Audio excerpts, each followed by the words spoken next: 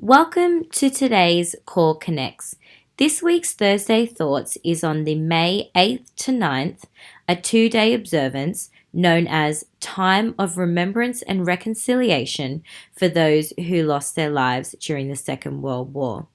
This global observance goes by another name, VE Day, which stands for Victory in Europe Day. This year, in 2020, it is the 75th anniversary of VE Day. To commemorate the event, the early May bank holiday, which is usually on a Monday, has been moved so that the bank holiday is exactly the same as the actual VE Day. Doing this signifies the 75th anniversary, which was on Friday, the 8th of May in 1945. World War II was fought between the Axis powers and the Allied powers. The Axis powers consisted of Germany, Italy, and Japan. The Allied powers were Britain, United States, Soviet Union, and France. It was the deadliest war in all of human history, with around 70 million people killed. World War II started in 1939 when Germany invaded Poland. Great Britain and France responded by declaring war on Germany. Life in Britain was difficult during the war. Food rationing in World War II began in 1940. Rationing meant each person could only buy a fixed amount of certain foods each week and no more. As a lot of Britain's food came from other countries in ships, enemy submarines made them their target and sank many of them. This meant that there was a shortage of some foods. Rationing was introduced to ensure that everyone got a fair share of the supplies. Adolf Hitler, who had been the leader of Germany, bombed Britain on a nightly basis. Many people had suffered as a result of bombings known as the Blitz, which occurred during 1940 to 1941. When there were bombing attacks, warnings were given by sirens and people went into air raid shelters. During World War II, the British government was worried that towns and cities would be hit by air raids. As soon as the war started, children were evacuated from towns and cities to the countryside where it would be safer. They were sent with their teachers by train and they lived with other families. On May the 7th, 1945, the formal act of military surrender was signed by Germany. This ended the war in Europe. Following this, Winston Churchill, the Prime Minister of the United Kingdom from 1940 to 1945, made an announcement on the radio that Germany had officially surrendered. The very next day, the 8th of May, celebrations broke out all over the world to mark victory in Europe. VE Day marks the end of fighting in Europe during the Second World War, which had lasted nearly 6 years.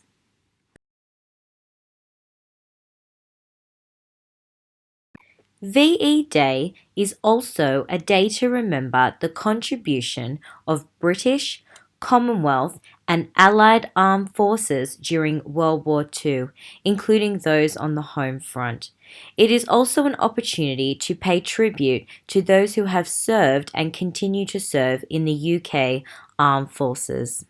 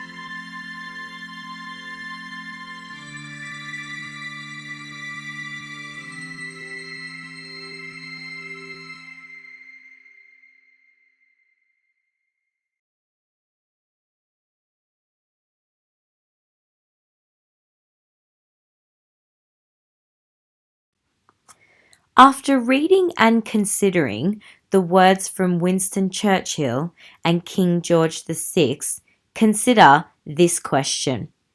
Was the war really over for everyone?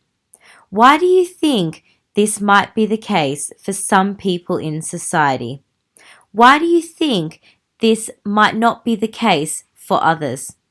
Think about some of the hardship, heartache, and trauma that people endured. And then, in contrast, I want you to think about the positive aspects that people were yet to experience following on from VE Day. What if this was you? How do you think you may have felt?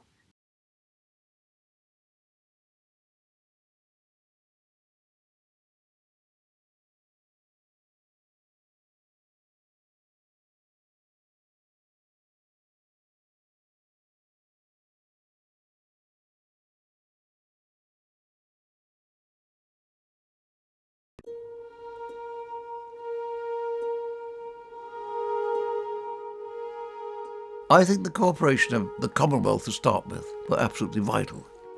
My grandfather was part of the Polish Armed Forces.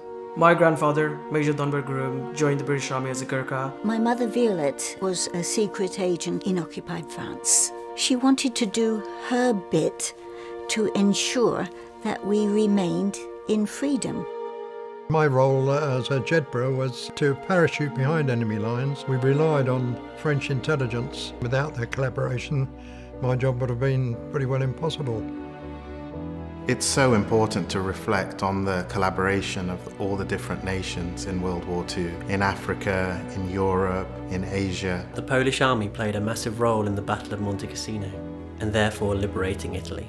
My grandfather was a poet and a musician. His instruments are still with me today. The lesson I carry from my grandfather is one of duty, service, and honor. As a proud Gurkha, it was an honor for him to join the British Army. We join hands with the Commonwealth and our allies and their descendants living in the UK to remember together the role they have played in defense of our democracy and freedoms. It's important that people remember. Those sacrifices and the generation should be remembered. England alone could not protect our freedoms. Without them, we wouldn't be here today.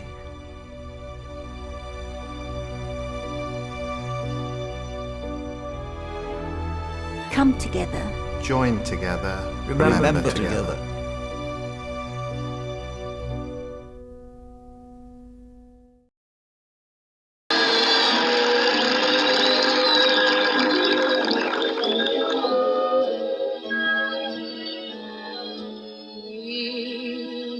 Again, don't know when, don't know when, but I know we'll meet again some sunny day. It's like you, just like you always do, till the blue skies drive the dark clouds far away.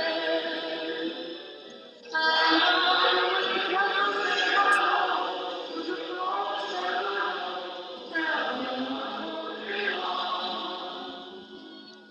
they'll be happy to know that as I saw you go, you were singing this song.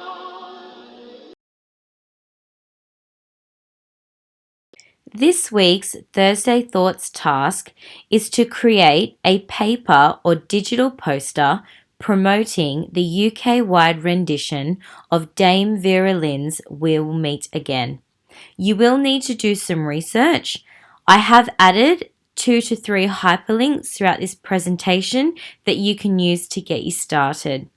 Your poster must include: who is Dame Vera Lynn and what was her contribution to World War II? What is the significance and purpose of We'll Meet Again for the 75th anniversary of VE Day? How does this UK-wide rendition also help us remember and reflect on the horrific events, lives lost, and sacrifices that took place in World War II? List 3 ideas on how you can help build a reconciled and peaceful future in your local community. Be creative, include images, and write in full sentences. This concludes our Thursday Thoughts Connects for this week. I'm really looking forward to seeing some of your posters on our Instagram and Twitter feeds. Thank you.